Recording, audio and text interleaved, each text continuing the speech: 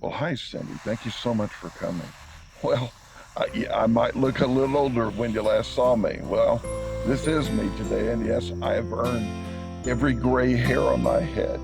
Anyway, as you might be able to see, I put a lot of time into creating and personalizing this video for you.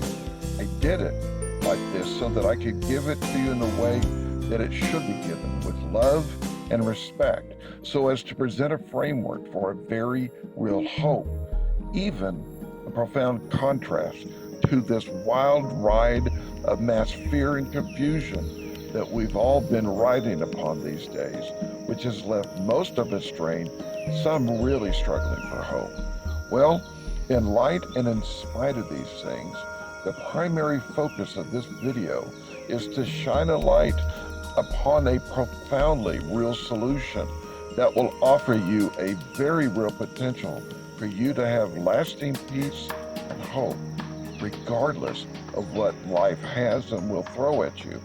It's all of these things which made me think of you. You see, the bottom line for me is that I just want you to have this hope. Well, that is if you don't have it already, which I really hope you do, especially with everything that's going on today. So the bottom line for me is that I just need to know that you're going to be okay now and forever. So thank you so much for watching this video. Well, okay, well, here we are. That's my friend Steve. He's the one that's standing there by that pretend Indiana Jones tree. In just a second, he's going to push that button so he can start telling us the story. Well, are you ready? All right. Okay, Steve, let's do this. Punch that button.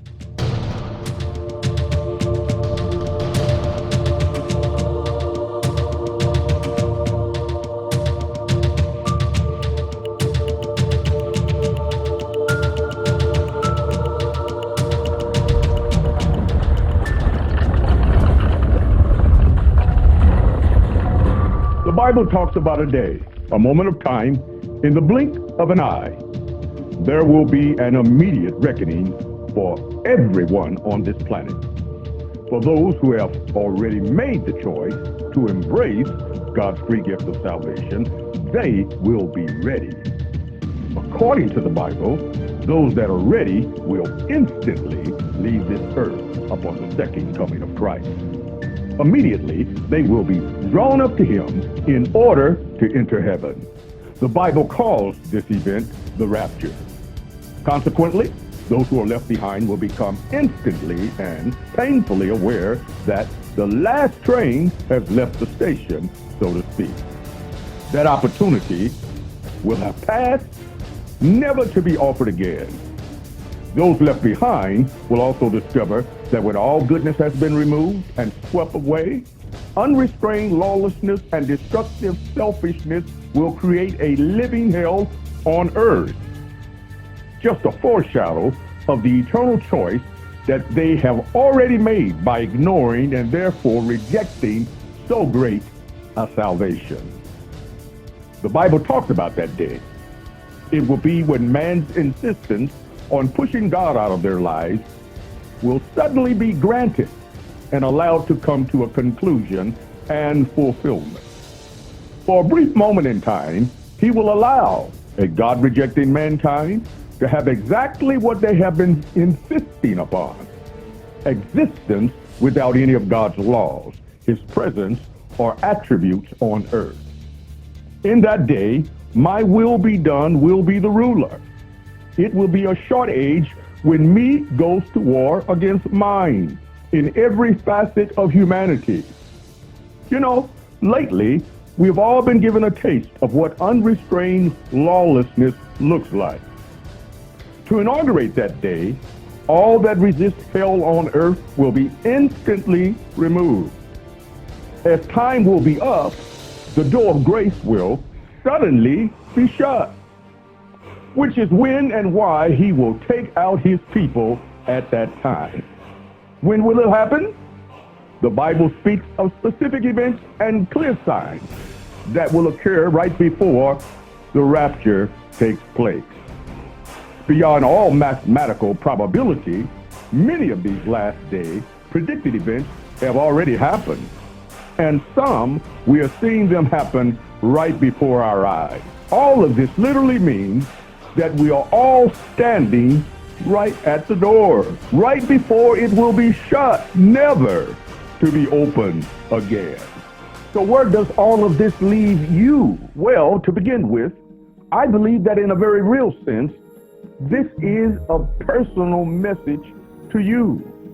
From the same God that said that he desires that no man should perish, that also includes you as well. It's from the same God who paid the highest price ever paid, just to ensure that you can have eternal assurance of salvation. Why have I sent you something like this? Is it to freak you out? To manipulate you with fear? Hardly. It's just the opposite. You see, it would be cruel if there were not an answer, but there is. And since there is an answer, how selfish would I be if I just kept this truth to myself for fear of rejection? The reason why I went through all of this trouble putting this together for you is simply because I deeply care about you enough to remind you that even with the rapture right upon us, the door of hope is still open for you. There is yet a small window of time. But please also keep in mind that not choosing is still a choice. But for now, you do still have a choice. Really, the bottom line for me is the fact that I can't stand the thought of you not realizing the hope of salvation. I'm asking that you please consider once and for all making your peace with God. You can be assured of your eternal salvation. A sincere prayer, accepting God's solution through Jesus, is all it takes. If you feel that you could use some help with that, well, I'm here for you. Or perhaps you're one of those that feel like you've messed up so badly in your life that there's no reason to hope that you could come back. Along those lines, perhaps you also, in your anger and your pain, have gotten bitter and confused to the point that you chose to walk away from it all completely. But consequently, if you're left feeling that way, it's not too late for you. I speak from experience when I say nothing you have done is greater than God's love and forgiveness for you. Just come back home. He's waiting for you with open arms. Well, the time of the rapture is right upon us. Figuratively speaking, of course. The last train is already entering the station. But even now, God's kindness will tell you that there can still be a seat on this train that can have your name on it, your name written up on it. He paid the highest price just for you, so you can have a choice to receive this gift. But the choice is truly yours. So what will you do with it?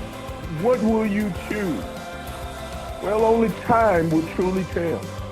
But with all my heart, I pray that it's life, that it's salvation and eternal life.